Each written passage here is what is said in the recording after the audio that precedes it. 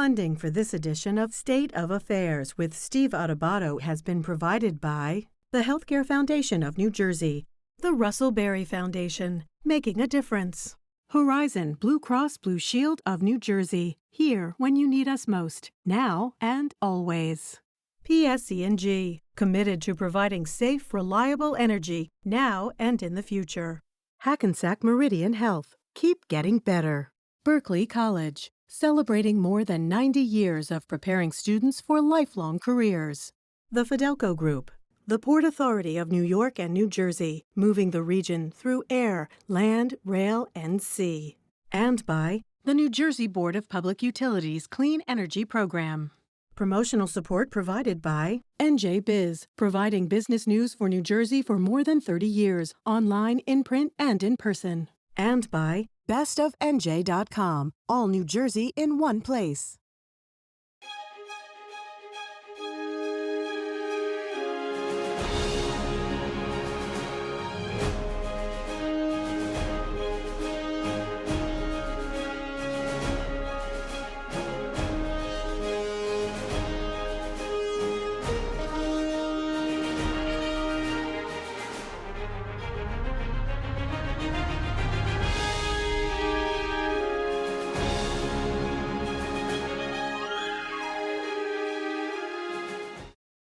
Welcome, everyone. I'm Steve Adubato, and it's our honor to welcome once again Patrick Wall, who is a senior reporter at ChalkBeat Newark. You see him on a regular basis on the terrific NJ Spotlight News, talking about education, a variety of related issues. Patrick, thanks for joining us.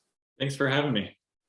Patrick, I'm reading from an article that you wrote back on March 3rd. You talk about the situation with New Jersey's segregated schools. There's a whole range of education issues, but this is about our schools. Hundreds of thousands of Black and Latino students in New Jersey attend schools where they are racially isolated and surrounded by poverty, despite strong state laws that forbid school segregation. One of the nation's most segregated states, I believe the sixth most segregated state. New Jersey has allowed the problem to fester for decades, and now it must fix it. How the heck could such a diverse state have such segregated schools, A, and B, is there a judge that's now supposed to decide what to do about that, Patrick? Yeah, I know it's something that I think surprises a lot of New Jerseyans, that the schools are as segregated as they are. You mentioned it's the sixth most segregated for Black students in terms of their exposure to white students, and the seventh most for Latino students. And what the advocates who filed this lawsuit and the parents are claiming is that one of the big reasons this exists is because of state law that requires most students to go to school where they live. And because we know so many communities, suburbs versus cities, are racially isolated, also socioeconomically, then that's imposed on the schools because kids have to go to school where they live. And so That's one of the driving factors. And so that now is the subject of this lawsuit, and a judge heard both sides argue this earlier this month. And so that judge, a Superior Court judge, is expected to rule on this in the coming days or weeks. He said in due course. So hold on a second. I want to be clear. We're taping on the 15th of March. There's a good chance in a couple of weeks this airs, or after that, a decision will have been made. But the Murphy administration has said consistently in arguing against this lawsuit that's being brought by the plaintiffs, that New Jersey's not to blame for this as a state. So what the heck is the decision? Is it about, it's not whether the schools are segregated, they are. It's who's to blame and what happens. Yeah, this particular phase of the case is about who is responsible, and specifically whether the state is responsible for fixing the problem. And then if the plaintiffs are successful, then it'll start a new conversation about the remedies. But the state has been arguing, you mentioned it seems pretty evident that schools are segregated. The state is actually saying the plaintiffs haven't proved that this is a problem statewide. They're saying, could it just be some districts and not the whole state? And then they're also saying that maybe it's not the state's fault, maybe it's housing patterns or demographics, which again, the plaintiffs are saying, well, the state rule that you go to school where you live is a state policy. And an earlier court ruling, this is from years ago, they had said that regardless of who's responsible, the state has a duty to act to address segregation because of the Constitution? Exactly. Because the 1947, I'm sorry for interrupting, the 1947 Constitution stipulates that the state will be responsible for a thorough and efficient education of every child in the state, and therefore being segregated or in a segregated school system would mitigate against that, Patrick? Is that fair to say? Yeah, they're saying it kind of deprives students of the benefits of diversity, but New Jersey actually goes a step further where they do have a clause in the Constitution that says segregation, school segregation is not allowed, which makes it one of the very few states in the country that explicitly says school segregation is not permitted. And to be clear, and I'm no constitutional expert, I'm not a lawyer, but the 1954 decision, Brown versus Board of Education, stipulated the United States Supreme Court that separate but equal doesn't fly. Exactly. That's not legitimate. That's unconstitutional. So I just want to be clear on this. I live in the town of Montclair. We have a very integrated community, a very integrated school system. I'm not bragging. I'm just saying what it is. That is the exception. The plaintiffs are arguing that an integrated school system like the one in Montclair is the exception, not the rule. Yes, generally speaking, that is less common, but they are acknowledging that there are lots of districts that are diverse and that shows that it is possible. But the big thing they're claiming is that you can't just tell individual districts to do it themselves. Like, for example, Newark, if you just said, okay, Newark, you have to make the schools more integrated. Only about 8% of students are white. It just mathematically isn't possible unless you can cross district lines. Unless kids from Belleville or Bloomfield or Glen Ridge or other communities or Harrison, whatever, could go to Newark and the Newark kids could go. Wow, that is an interesting issue. We'll follow that. Hey, can we shift gears dramatically and talk about charter schools? Help us understand this. I have a little bit of background in charter schools because my dad started the Robert Treat Academy in Newark, one of the first charter schools in the state. My late dad, my sister Teresa was the principal there for many years. I know charter schools fairly well. I also know the Murphy administration has, and correct me if I'm wrong, they're saying, listen, let's call a timeout. Let's not just keep expanding charter schools or having more charter schools or having existing charters expand to high schools or other grades. Why is the administration doing that, A? And B, what are the implications of that? So what the administration is saying that they have to take a closer look at, first of all, whether the schools actually need more space, because when you do look at the numbers, some of them haven't reached the capacity they're allowed to, so they have kind of seats left over from the previous approval. And then they're also saying that they're questioning whether they're serving students with the greatest needs, which in Newark, it is the case that the charter schools serve fewer students who are still learning English and who have disabilities than the traditional schools. Hold on, I'm sorry for interrupting, Patrick. Charter schools are public schools, but they're not exactly like public schools because their selection process, and I know at the Robert Treat Academy, there's a lottery, meaning they're different from public schools because public schools take everyone. Charter schools do not. Is that a fair assessment? Well, they are legally required to accept every student, whatever their needs are. The question is whether families are applying, and some don't apply to these schools because they've heard that they don't have the necessary services for their kids. Okay, and the Murphy administration is saying, what? Let's slow down the expansion of charter schools? Yeah, they're saying let's slow down because under the previous governor, Christie, there was a pretty rapid expansion, and Newark was kind of ground zero for that. Today, it went from about 1% a couple of decades ago of students in Newark went to charters to more than 30% today. So it's a huge expansion.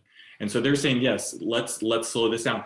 And I think people might not realize this. The Murphy administration has approved a few expansions, and they've renewed these schools. So they're allowing them to continue to operate. It's not like they're closing schools, but they are in some cases saying, yes, we're going to hold off and giving you more space. Last topic, and we have Patrick Wall, who you can see on a regular basis. Read his stuff on ChalkBeat Newark, and also check him out on a regular basis on NJ Spotlight News. Real quick before I let you go. Governor Murphy's budget address talked about state funding of public schools. What is the biggest, most significant decision being made or a proposal from the governor on state funding of our public schools? Please, Patrick. I think the biggest takeaway is just that they're getting a lot more money. He's increasing funding directly to districts by about $650 million this year. Newark is getting the But some are losing it. Some, like Jersey City, are losing state funding. Go ahead, please. Some are losing. I think about 180 districts out of the 600 are going to be losing some. So it is true that not all districts are, but I think across the board, most are going to be getting more. And they also are setting aside quite a bit of money for school facilities projects, so to improve buildings and create new ones. Patrick Wall, I want to thank you for joining us. We'll continue to talk with you because educational issues, particularly the question of learning loss, the question of the emotional and social issues that children have been dealing with 2 years plus into this pandemic, are critically important. Patrick, I want to thank you as always for being with us. Appreciate it. Thanks again for having me. It's always a pleasure. You got it. We'll be right back. To see more State of Affairs with Steve Adubato programs, visit us online at stateofaffairsnj.org. If you would like to express an opinion, email us at info@caucusnj.org. Find us on Facebook at facebook.com/Steve Adubato PhD and follow us on Twitter at Steve Adubato.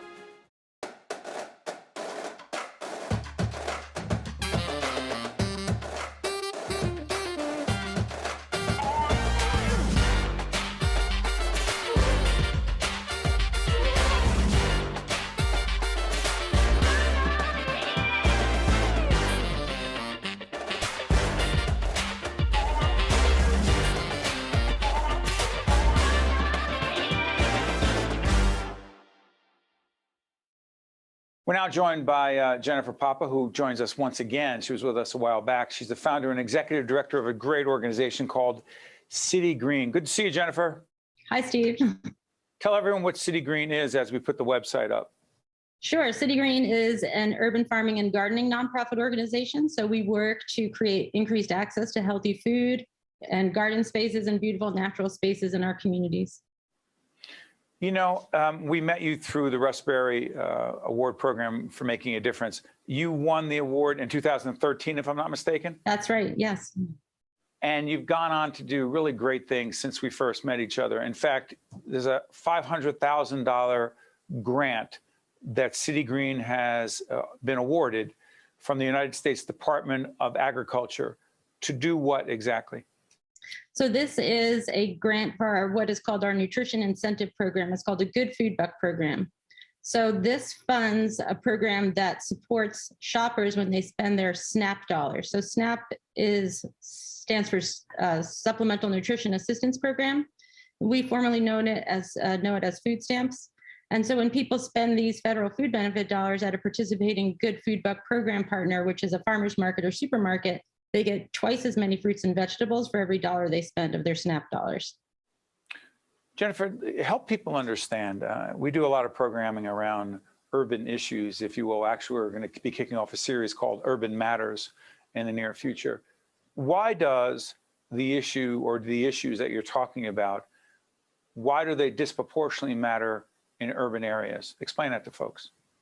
Sure. Well, the program is statewide, so we work with anybody who's spending SNAP dollars. But in the urban centers, it's even more important because there are much less access to healthy food stores and retailers, and obviously farmers markets. So this way, when people have these federal food benefits, they can, use this and get access to healthy food that they can't find at their local corner store. Every not-for-profit, your organization, our organization,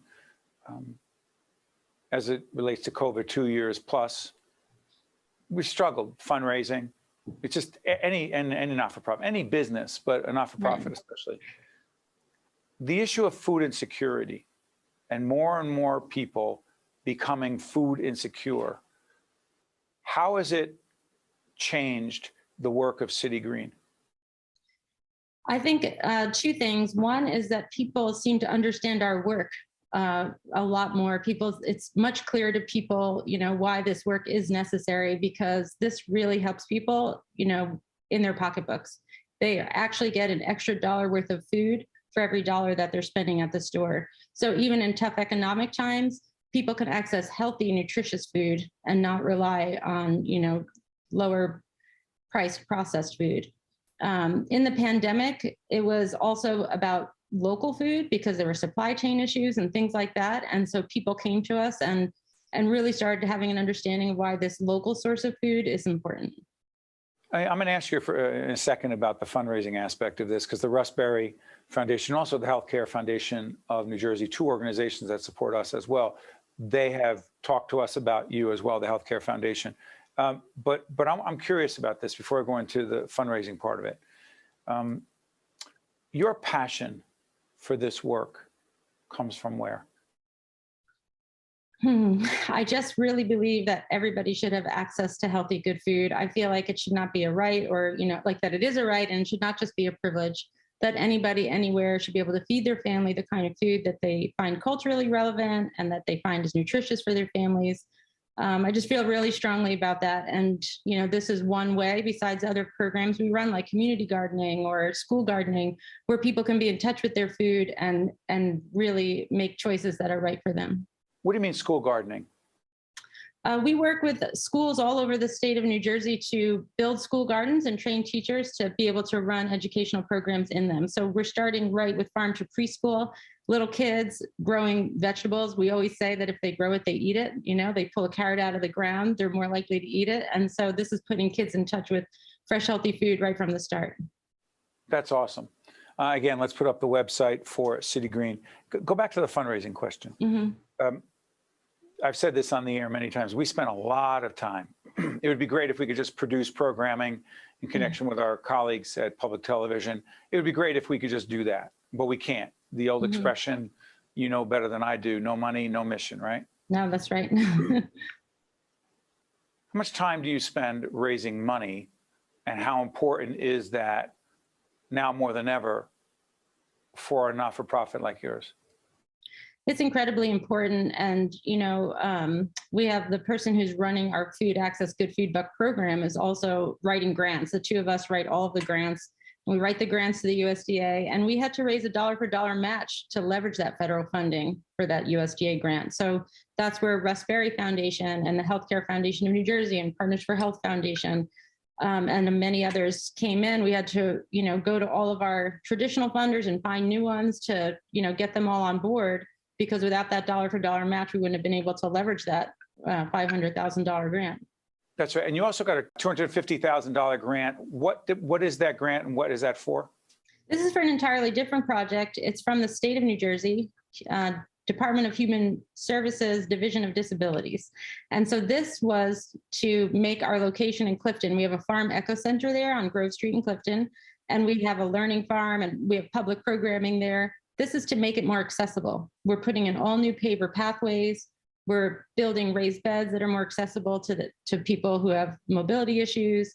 It's just going to be like an incredible benefit so that all of our programming can be accessible no matter what your ability. And what really excited about that. I'm sorry for interrupting. There's a little bit of a delay. Jennifer, would you call it a farm ecosystem? Farm Eco Center is the name of the City Green Farm Eco Center is our headquarters in Clifton. Mm-hmm. Important. And so stuff. this grant, it's called Inclusive Healthy Communities for the state of New Jersey. Inclusive Healthy Communities. If people want to find out more, one more time, we'll put up City Green's website. Jennifer, cannot thank you enough for joining us, but way more importantly, for the work that you and your colleagues at City Green are doing. Thank you so much, Jennifer. Thank you. Thank you so much for the opportunity to share it. You got it. Stay with us. We'll be right back. To see more State of Affairs with Steve Adubato programs, visit us online at stateofaffairsnj.org.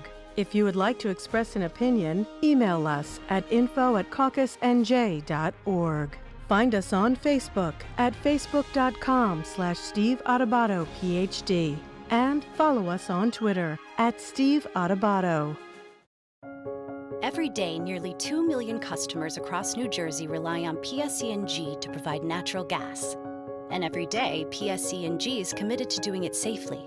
That includes making sure you know what to do if you smell gas. A natural gas leak smells like rotten eggs. If you suspect a gas leak, leave your home immediately. Get far away, then call 911. Remember, smell, leave, call. Protect the ones you love. Learn more at pseg.com/gas safety. We're now joined by Brendan Gill, who is a commissioner, used to be called a freeholder. Now he's a commissioner in Essex County and also president and CEO of the B. Gill Group. Good to see you, Brendan. Thank you for having me, Steve. Brendan, one of the reasons we had you on, one of the biggest reasons, is that you've been talking a lot about, we're going to show some pictures to try to make this come alive, of something called the Essex-Hudson Greenway. What is this 9-mile strip of unused rail line, and why does it matter so much? Talk about it as we show some pictures. Thanks, Steve. The Essex-Hudson Greenway is a 9-mile old freight rail line. Starts in Montclair, goes through Bloomfield, Belleville, Glen Ridge, into Newark, and eventually ends in Jersey City. And what this project is an opportunity to take this unused freight rail line and turn it into a passive recreation trail that would connect both suburban and urban communities, 2 counties in Essex and Hudson, and really be New Jersey's version of the High Line. Over in New York, over on the west side. The west side, yeah, it's a very similar project. But break down, Brendan, if you could, some of the most specific, tangible benefits of this greenway. So first, just the promotion of open space, Steve. The ability to have a pathway, a 9-mile pathway in a largely urban area that could be used for walking, hiking, running, all types of activities. Think of a high school needing a place for a cross-country meet. Think about a person who just wants to take a nice 5 to 7 mile bike ride, along a pathway with opportunities to stop. Then you actually also have the economic development, Steve, that's part of this project as well. Because along this greenway, within these respective communities, there are grade crossings and other access points. So this line itself is actually, if you were to draw a circle around it, is within a mile or two of all types of different economic centers, different access to downtowns, obviously access to Newark and to Jersey City, which is a great thing. And eventually when it's completed, access into Manhattan, the vision, as well as if somebody wanted to either bike ride, on down to Jersey City, hop on the path into lower Manhattan, that would be a viable option for them if they wanted to commute in that way. So there's just all types of tangible benefits to this project that we're really, really excited about. So let me try to understand and also have other people understand it. The project is sponsored by whom? Meaning, is it a county initiative? I know the governor is supportive of it. Who's in charge? So great question. So Norfolk Southern actually owns the line right now, and they have entered into an agreement with the Open Space Institute, which is a nonprofit which oversees projects like this all over the country, for the Open Space Institute to purchase the land. So the real an additional tangible benefit is the idea that if we purchase all this land together and one entity does it, that we have the chance to develop it from a regional approach, right? Rather than just Norfolk Southern selling these bits and pieces of this rail line off to one municipality versus another, and maybe one keeps open space, the other develops it. So who owns it right now is Norfolk Southern, but they're in the process of transferring those rights to the Open Space Institute. In order to make that transaction happen, to make it even more or less complicated for you, in order to make that transaction happen, the state of New Jersey did something, and Governor Murphy's administration did something huge. They put a $65 million, essentially, down payment from the state of New Jersey to make this land transaction happen. So eventually, I think the vision is that it will be a part of our state park system. It'll be our first state park since Liberty State Park. Once all the land, it's a complicated land transaction. Once all of that's finished, but the main thing right now is that Norfolk Southern is in the process of selling it, and between the Open Space Institute, the state of New Jersey, we have a willing buyer. Okay, real quick before I get off this one, because there's another topic I want to raise. You said state government. Does that mean the Department of Environmental Protection will manage it? Great. So that's right now, I think that's the thought. Brendan, you keep saying great questions. I only have questions. I have no answers. Why you're in government. Yeah, exactly. Well, then we're all in trouble. But the real answer there, Steve, is that some of those questions aren't answered yet. So okay. I think right now, the news here that has been made most recently on the project is that that the state's investment This project is no longer a matter of if, it's a matter of when, and whether it's housed at the state DEP or with a nonprofit, all yet to be seen. A lot of collaboration on that, but all good news for us as a state for sure.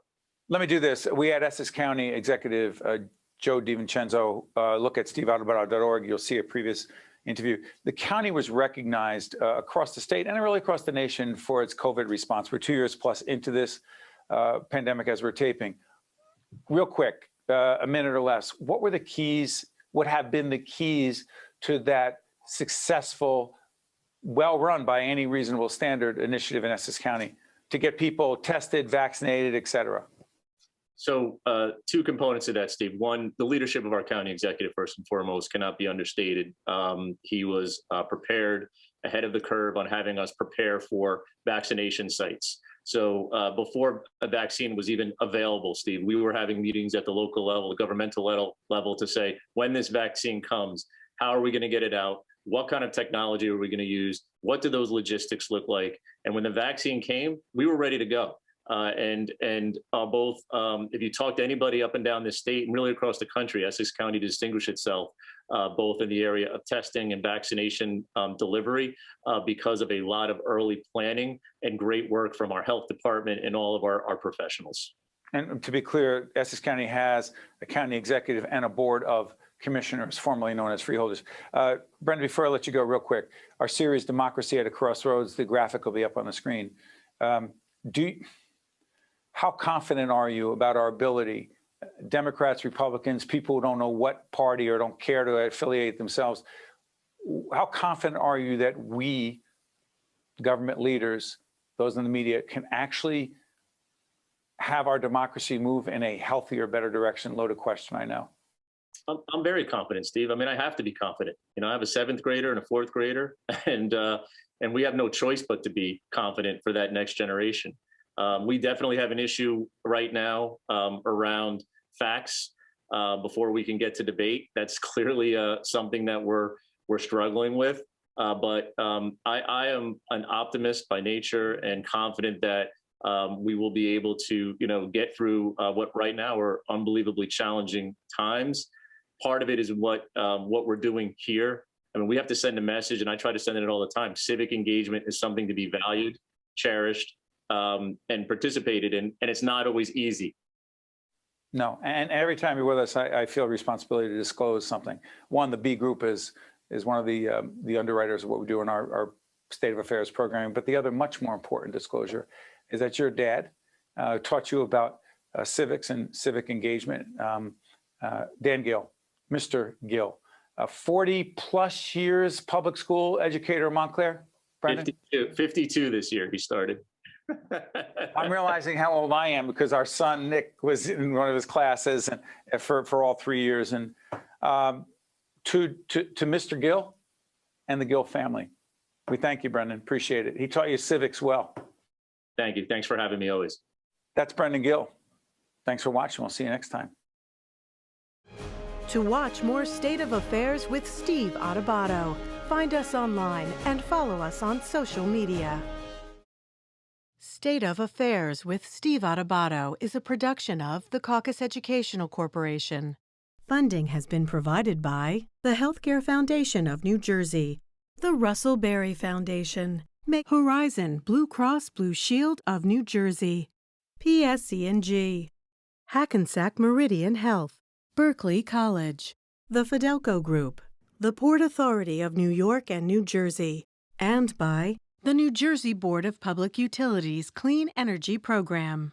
Promotional support provided by NJ Biz and by bestofnj.com.